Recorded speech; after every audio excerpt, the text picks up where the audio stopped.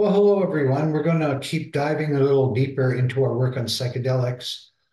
I'm Dr. David Chandras. I do research currently in the area of psychedelic education, an emerging field of neuroscience, where we take the data that we're gleaning from studies in psychedelic psychotherapy and we apply some of these findings to education. And at its core, I could summarize psychedelic psychotherapy as a form of learning. Essentially, what happens is people may take psilocybin or ketamine or another substance, and when they do, they enter an altered state of consciousness and they gain insights during this altered state of consciousness, which they retain after the effects of the drug have worn off. And then there's a period of integration in which you have to bring that into your life and have it function. And the power of integration is phenomenal with psychedelic experience because it imprints such emotionally charged imagery and content. So fundamentally, what's happening with someone who's done a psychedelic and they've recovered from alcoholism or depression, what have you, essentially they've learned, keyword, learn a new set of responsive behaviors to stimuli that were enabled, again, keyword, enabled by the psychedelic experience. So in other words, all psychedelic psychotherapy is a form of learning. And yet I've seen no other learning scholars like myself investigate the question and ask a little bit more about what are the implications for education for children, for adults. Can you use psychedelics, such as in microdoses, to enhance learning? Can we not really even talk about psychedelics, but change the conversation so that it functions to describe states of consciousness conducive to long-term recall and learning? So let's have a deeper look with some slides today at how we might begin to approach this problem. So the first thing we're going to talk about this is the idea of vivency. And vivency is a term which means a manifestation of physical or mental energy. So a vivency is what we would call an altered state of consciousness back in the 60s. So if you smoke marijuana, you have a different vivency state than someone that didn't. If you're dreaming, you're in a different vivency state than someone who is awake. And then there are different stages of sleep, slow wave sleep, deep REM sleep, etc. You could be under a general anesthetic or a dissociative anesthetic like ketamine or a general anesthetic. Those are different vivencies. You could also have a God experience where you have some kind of something that knocks you to your feet that changes your life. Maybe the birth of your first child or some credible insight. That's a different vivency. So as you can see on the screen, it's a manifestation of physical energy that are brings to non-ordinary modes of perceiving the world. It's better to use that than psychedelic, because psychedelic always implies psilocybin, LSD, ayahuasca. We're not really talking about that. We're talking about the experience. How you get the experience, whether it's in a dream or you're a creative artist, is up to you. So essentially, these are mystical experience states, and therefore we can measure vivency using mystical experience scales. And we'll get to this in a moment. There's another important term that we need to have moving into this in an educational area, and that is metanoia. And that is a change in one's way of life resulting from spiritual conversion or penitence. Penitence can be regret, and spiritual conversion can be a phenomenal thing that happens to you. What he demanded of people was metanoia, repentance, and a complete change of heart. So metanoia is becoming a better you, but better you in a spiritual and an expansive sense, better than better at a skill or a trade. So what we're talking about today is vivency-based or psychedelic gamification. So we take mystical and metanoic principles, we bring them together, and that drives the learning. We've got a lot more to say on this and we will in future videos, but this is a way to get started now that I've introduced in some of my earlier videos some of the ways you might think about psychedelic gamification. Now, someone that's very central to our discussion is John Curtis Gowan, and he studied the development of creativities, and he wanted to know about gifted children, etc. He was a contemporary of Piaget and Erik Erikson, but his question is this: do we continue to develop as adults? Or once we're mature, as in over the age of 25, do we just go die like a lamprey or a dogfish because you've done your job of mating and nature is satisfied? This brings in much bigger questions about the nature of life and creativity in evolution. But let's focus on this idea that he believed very strongly, Gowan, that we had what we might call the development of the psychedelic individual. And that he had two great books that were produced in that period. One was Trance Art and Creativity, which is phenomenal, which is the basis of a lot of the work I'm doing now. Again, he's a contemporary of Abraham Maslow.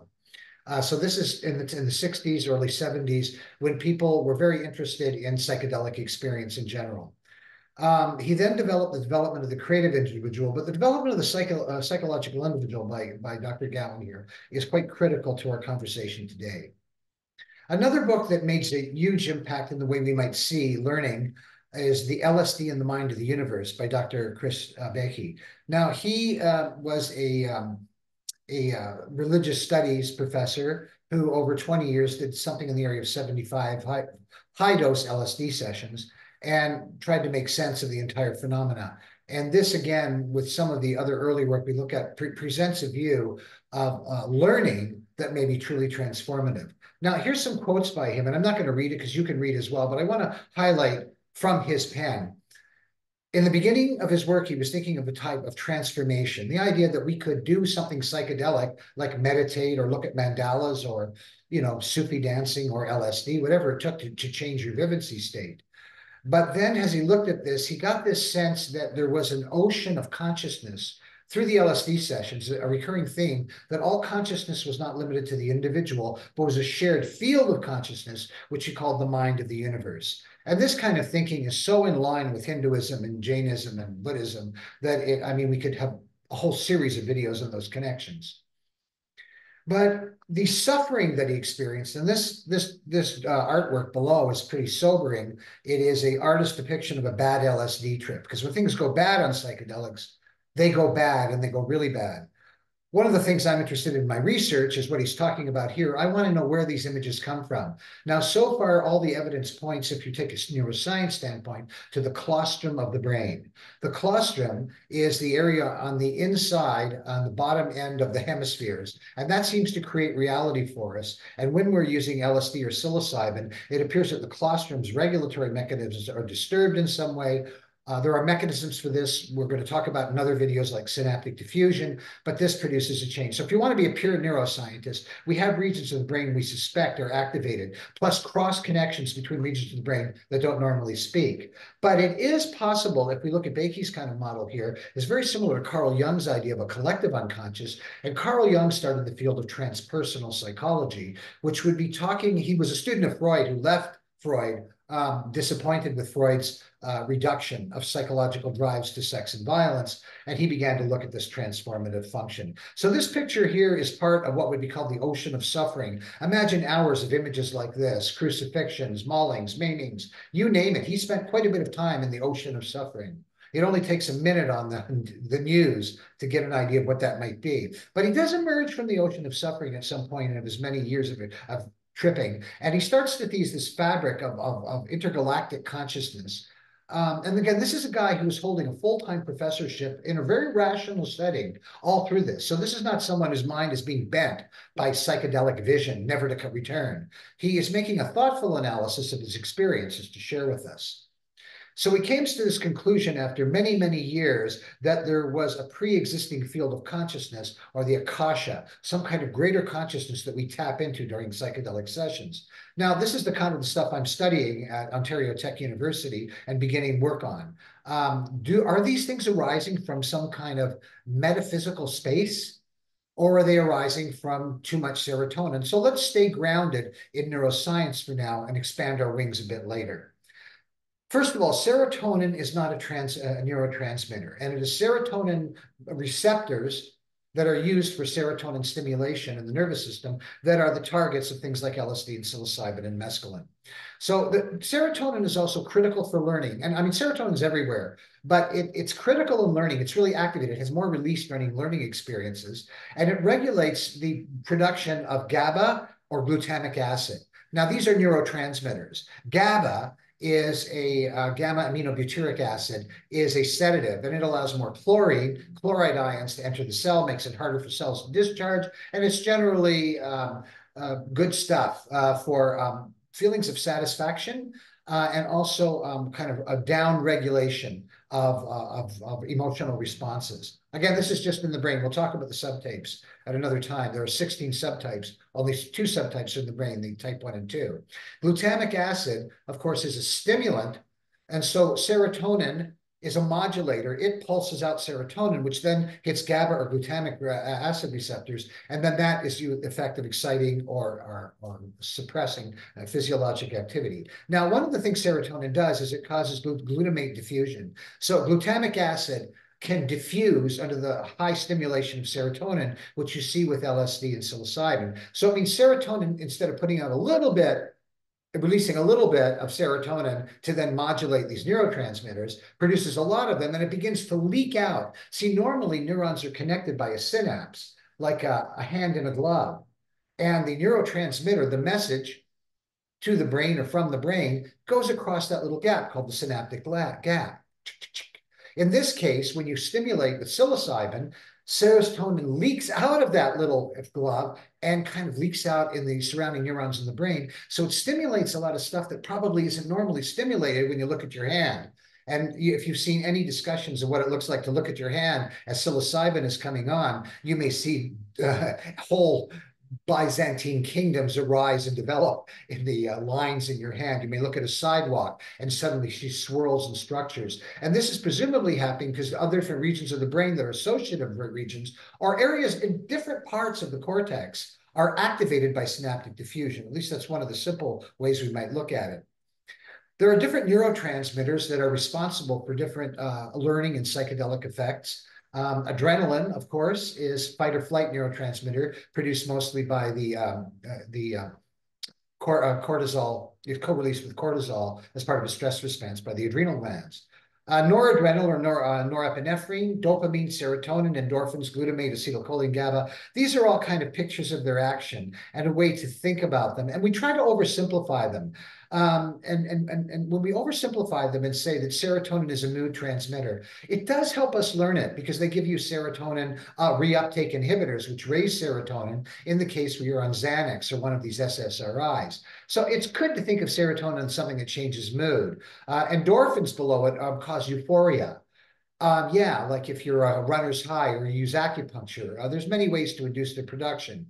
We can think about glutamic acid and GABA as calming and memory neurotransmitters. So these are simple ways to start to approach the orchestra. And then there are dozens of other neuropeptides and neuromodulators, such as neurotensin, which almost nobody's talking about in learning. And it's absolutely critical for 3D visualization of structures, empathy, and other actions in the human life. It changes its concentration. Neurotensin, we'll talk about in another video. Almost nobody is talking about this stuff.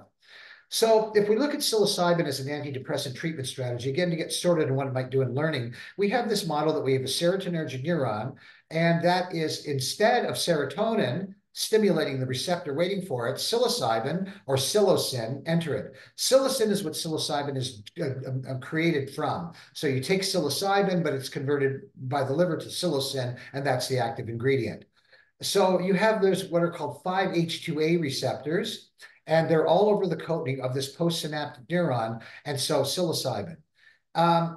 So we have the idea here that what's really going on pharmacologically is on this end of the picture. On this, we have some kind of trait such as depression. We have a pre-state environment called the set. What do we expect going into it? For those of you familiar with psychedelics, you can skip past this. It's basic. But those that aren't need to understand it because this is exactly what happens in education as well. You have the set and then the setting. So the set is what you expect, and the setting is the environment. If you take LSD and you try to watch Gladiator or mixed martial arts, you'll probably end up in a terror world. But if you took a walk in nature and watched a swan floating by, that setting promotes more positive psychedelic experience. And then you have your long-term outcome that comes from the environment that you're in. So this is exactly what happens in learning. In learning, we have a set. What do we expect? We have a setting. Where is learning given? And then we have the long-term outcome of learning. So you see, these are different forms of psychological responses, but both modulated in a similar way. So therefore, we can assign different regions of the brain with a type of ecstatic architecture. You see, normally I studied a lot of neuroscience. I taught neuroanatomy for many years. I've dissected brains for hours. I've taught neuroscience at medical school and done a lot of research on it.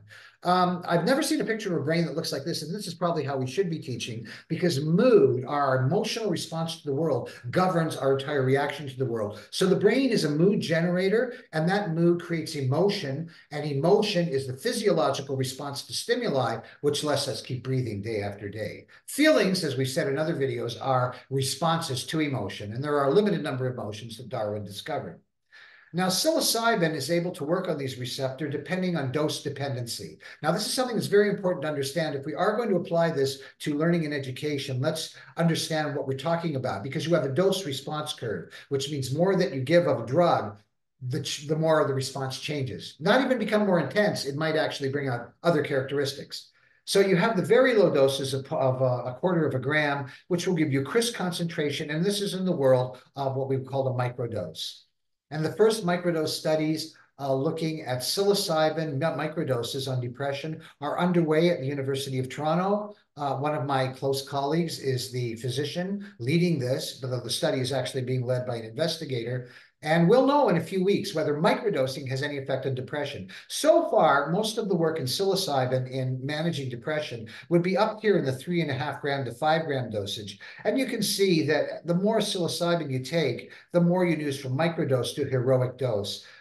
Well, that's interesting because it means the more we're tickling these receptors, the more we're changing something physiologically, which is bringing us into more imaginative constructions. And I don't know where these constructions come from. I don't know how you can lay down on a couch with your eyes closed on 3.5 grams of mushrooms and see the Byzantine Empire or the Tibetan architecture of Tibetan monasteries. Even if they're not accurate, they're so visually delicious. Something in the brain is constructing these almost in the moment, leading Carl Jung to believe that trance-art and creative states are modulated through another reality.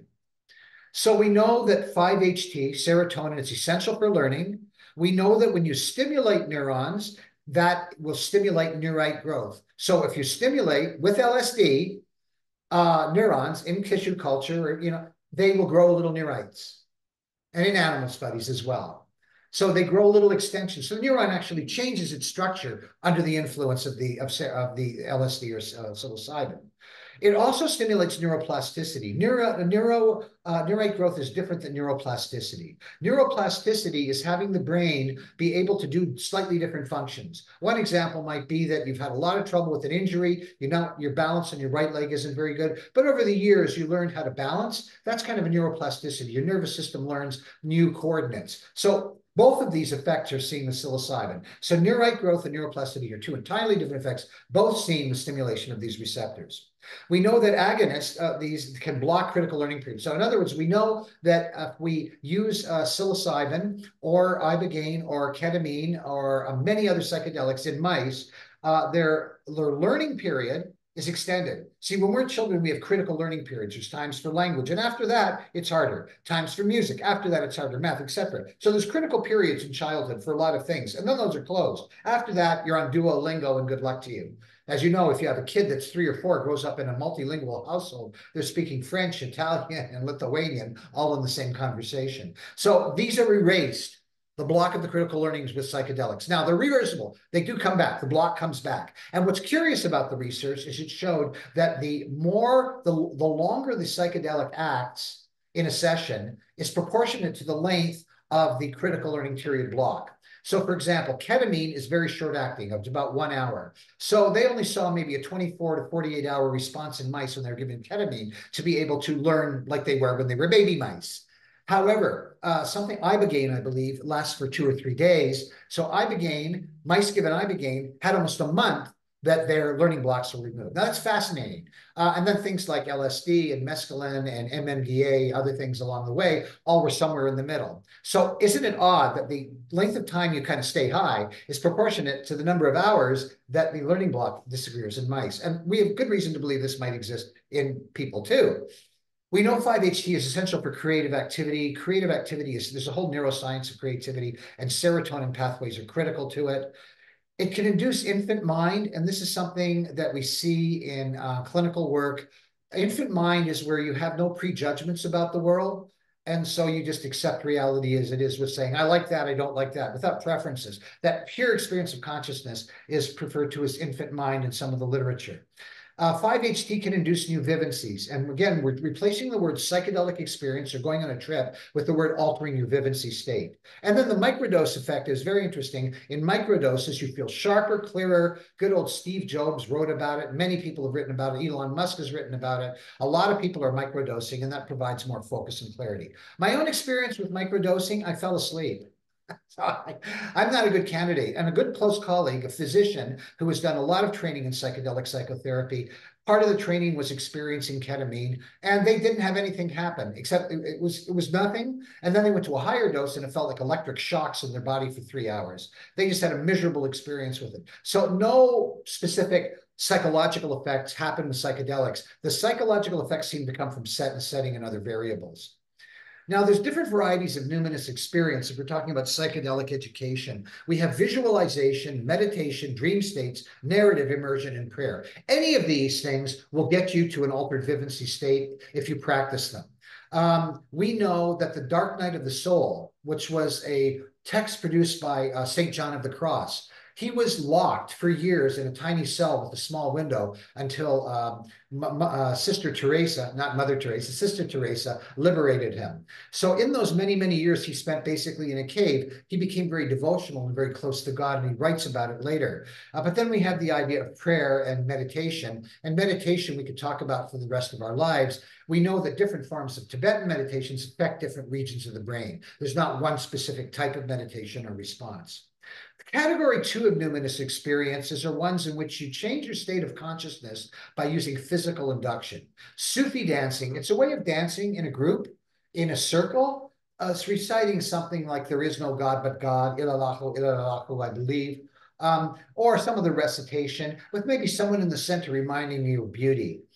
So Sufi dancing, if you keep moving in a circle with people chanting, you enter an altered vivency state. Then, of course, you have sensory deprivation, sweat lodges of the indigenous people of North America, fasting, and activities like Qigong, the Chinese method for changing consciousness, by using your body. So what unites all of these is we're reducing the altered state of consciousness by changing the physical state, not changing the psychological state with the pill or with the meditation. Make sense? Category 3 is chemical induction of numinous experience. Now remember, the numinous experience is the experience of God or specialness, of coming into contact with someone greater than yourself. So we alter our vivency to have a numinous experience. The numinous experience is what you and I are after if we're going to take psychedelics and we want to learn something about the world. We want a numinous experience. And as I've said in other videos, recent studies have shown that it is the most profound thing that will ever happen in your life, is feeling like you met God, met an angel, had a dream where you contacted a loved one who had passed away. These are called numinous experiences. And there are many entities that appear in psychedelic experiences that teach you or direct you. So these are chemical-induced numinous experiences: psilocybin, LSD, DMT, ayahuasca, bufoten, ketamine, etc. Now, ketamine, for example, works through a very different receptor. Ketamine is still being studied, but it doesn't work through the serotonin receptor. There's an NMDA receptor here, which is, and this receptor is an arresting state, blocked by magnesium. Now here, when you give ketamine, it causes depolarization and activation of the MDMA receptor, and then that produces an altered state of consciousness. So ketamine experiences are different by nature than psilocybin, mescaline, or LSD, which are serotonin antagonists. Now, what happens is that we can and have been building for a number of years video games, which we use to train everyone in the area of health sciences and other fields. And we produce a game world, which is a world that you're in. So you're not really playing a game as in checkers and chess. You're in a game world in an altered reality, and you're learning in the altered reality. So we can play around with your vivency state by altering the game world. We can make it so trippy that you're disoriented, and you buy into a set of rules that you'll get into suspension of belief. And you can also produce game worlds that are based on vivency changes, where we'd kind of like to inspire you, but we know it's not going to be anything like a true meditation experience or a chemical induction. And the reason we do a lot of this work is this is based on the Ebbinghaus forgetting curve. So Ebbinghaus was a scientist in the late 1800s that began to ask what memory was. So he used himself as a subject and got up to the point we could memorize, I don't know, he had a list of maybe 5,000 terms. And this is the chart of what he found in his research, amongst other things. If I tell you something like what you're learning in this video today, and I look at it immediately, you'll probably get 100% right. You could probably tell me what I just told you and miss a few things, but you'd be pretty good. If I wait 20 minutes, you're down to 60% of what I've said.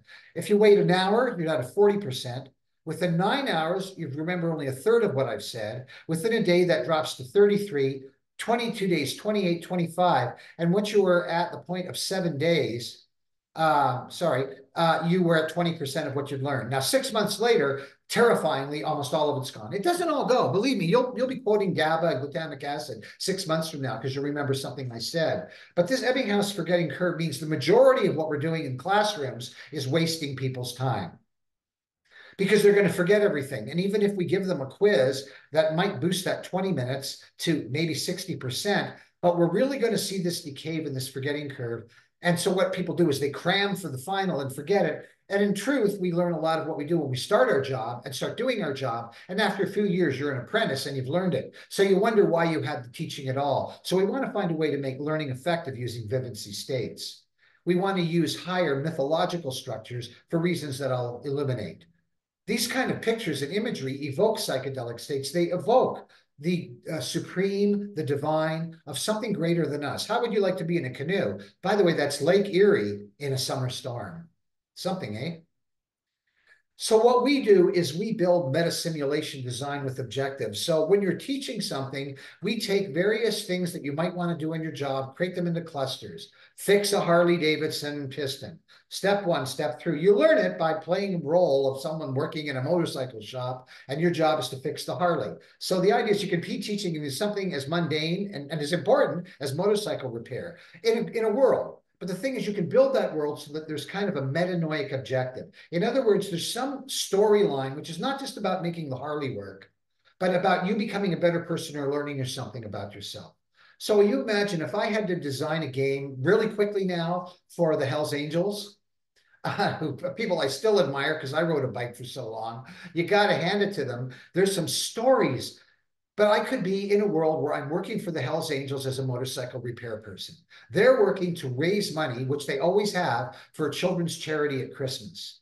And they need some cheaper bikes to be given away or sold or auctioned off that have been damaged so they can sell them to help raise money to give children a Christmas wish. And then you can have encounters with members of the Hells Angels where you start to learn that they're kind of cool.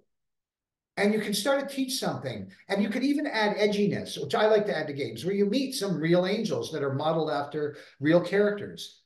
And you have interactions with them, which makes it more of an adventure story like Reacher. You don't have to be fuzzy, fuzzy, nicey, nicey when you build learning games. In fact, a game about Hell's Angels, if they gave you permission to use the name, would be damned interesting and everyone would play it.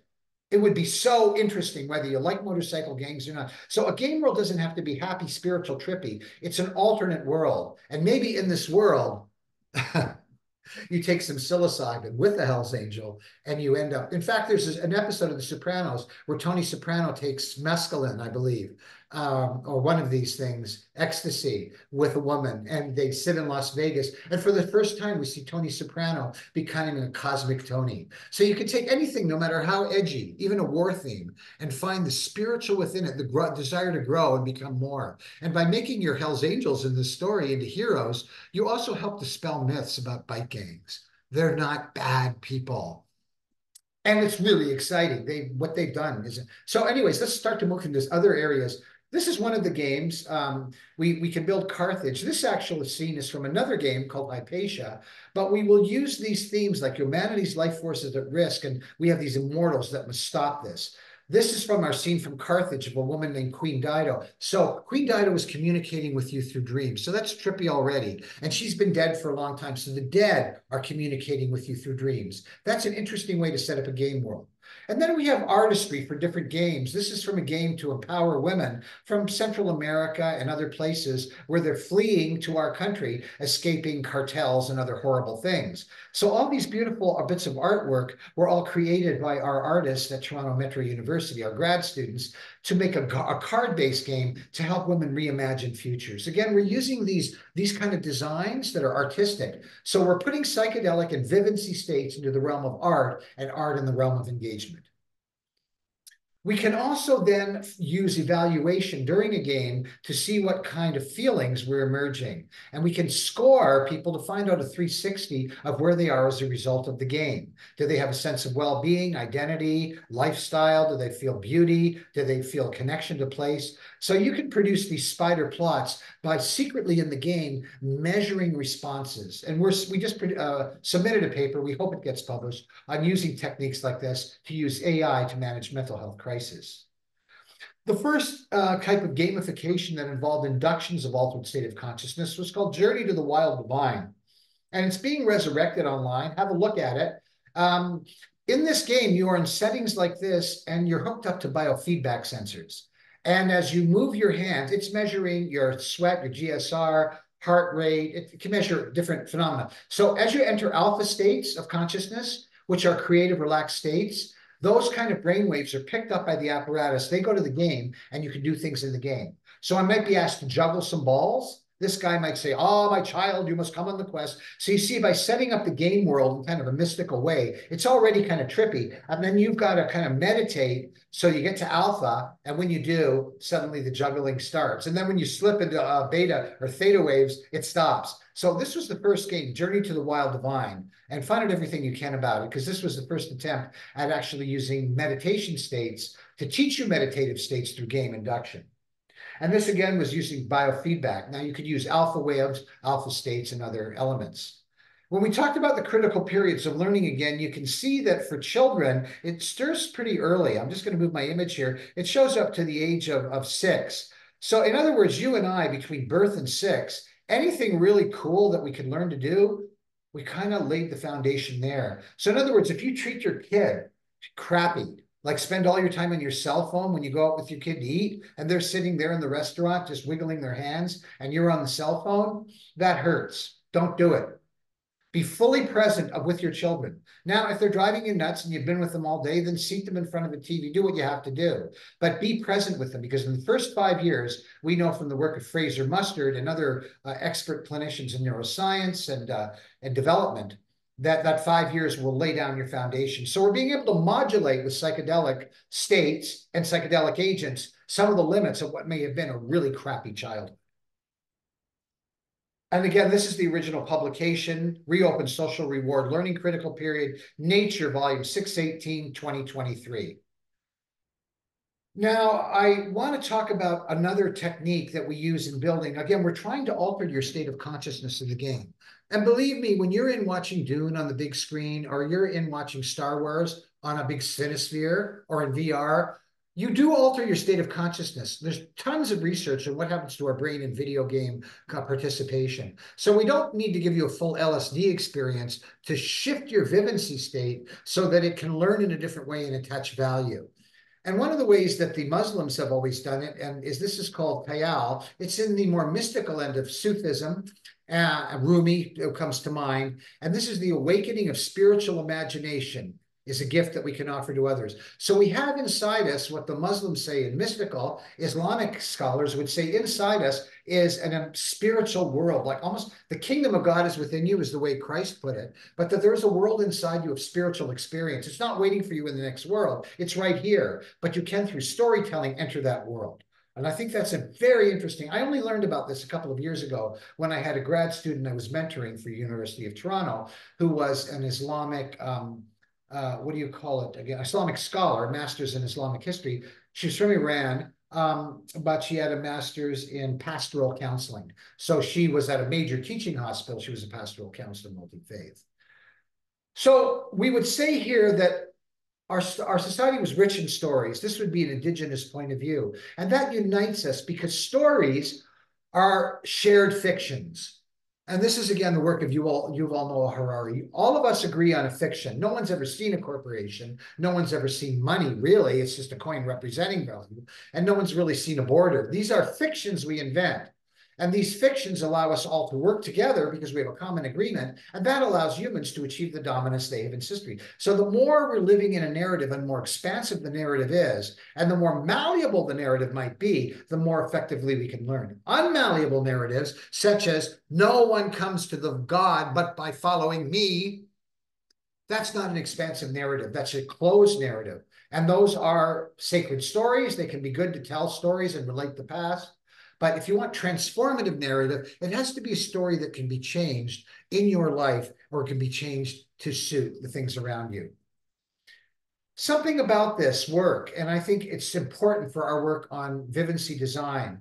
The divine reveals itself in an ever-expanding creative process of renewal. Matter has no end at which it might stop. The divine revelation is being renewed at every moment in every human soul in the furthest creation. So this goes back to the Islamic view of the universe being very close to that which we talked about earlier of vivency expansion through psychedelics. It is a metanoic, psychedelic, expansive development. And again, the idea of Beke's work with LSD, finding ultimately that the mind is of the universe, and then the universe is being generated moment to moment. You and I are in what's called a Cartesian theater.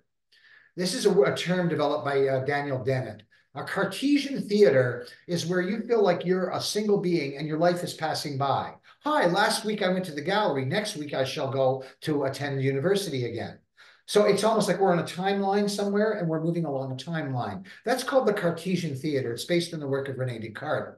But this is a problem. It's not the way the brain works at all. The brain does an Orwellian revision. It grabs and generates memories and reality moment to moment based on the stimulus that's triggering it, which is why you can go underwater and remember a list of 30 words. When you get to the surface, forget them. Most of them, you go back underwater in your scuba tank and you remember the 30 words. So in other words, the triggers that we get, the stimuli, determine the memory content.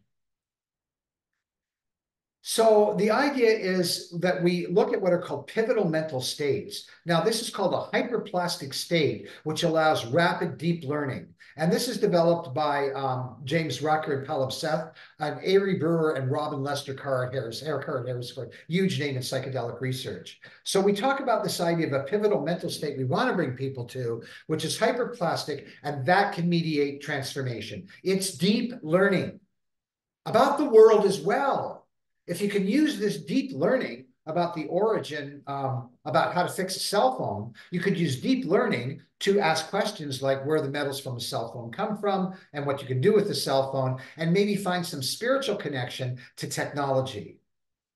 Published in November 2021, adults who microdose psychedelics had health-related motivations, lower levels of anxiety and depression compared to non-microdosers. So we know that microdose in its level, now it may have a modulating effect so that it actually changes mood, but I'm arguing that many of the effects come from you learning how to be in a specific altered mood. Otherwise, you're going to have to take these drugs the rest of your life.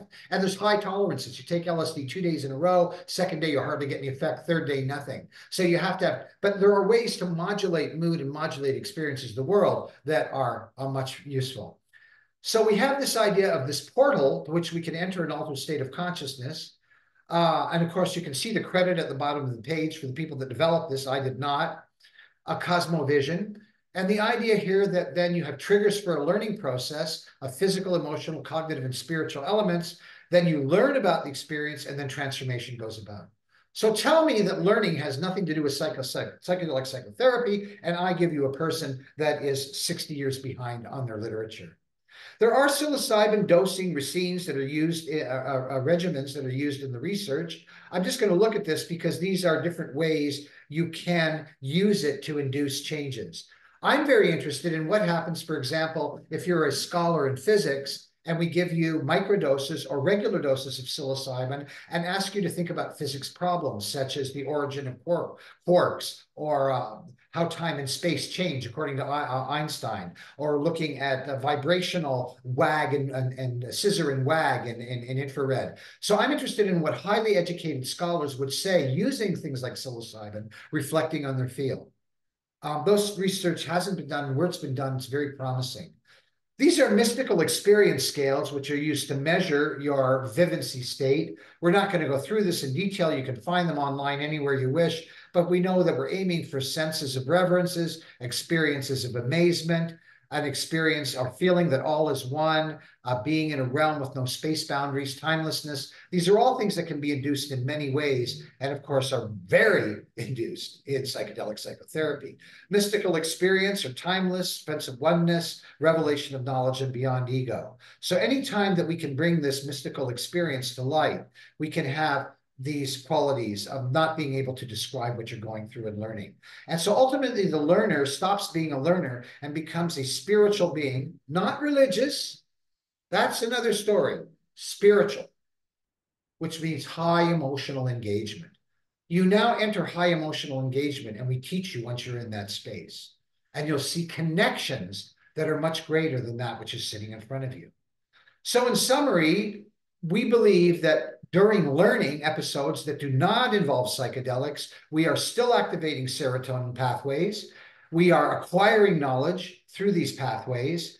We think that we can modify vivency states through things like meditation, biofeedback, and other methodologies to assist in learning, and that we can modify the narrative lens of how you see the world through this kind of work. At the end of the day, we end up in a world of high imagination, and we are going to do better than poor Ebbinghaus, which is forgetting a lot of things. Now, just to finish up on Ebbinghaus, he found that he was able to learn thousands of things very quickly that lasted. You know how he did it? And this is how we're going to finish. He added nonsense syllables to each image. So if he had regular words like, I want to remember a cow, then a pen, then a chicken, it didn't work. But he said, I want to remember acha, and then ployam and meshkalucha. These nonsense syllables were the ones he used for recall because they weren't categorized by the brain to say, oh, elephant. We've seen those before. Yeah, you saw an elephant. The brain doesn't hang on to it. But if you go, this is a bashanarag, your brain is tricked. It's like good music. It's surprised. When it's surprised, it pays attention and it locks in. So in other words, unusual views of the world, changes in vivency, unusual tellings of stories, unusual visual and auditory stimuli trigger learning and lock it in.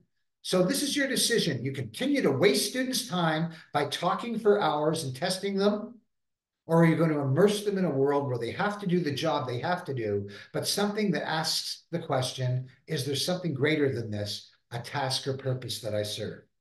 That's it for today. David Chandra signing off, back to the lab to produce our newest video game called Anything Can Happen. With a little luck, I'll tell you a little about it. It's about to be released next week. Signing off.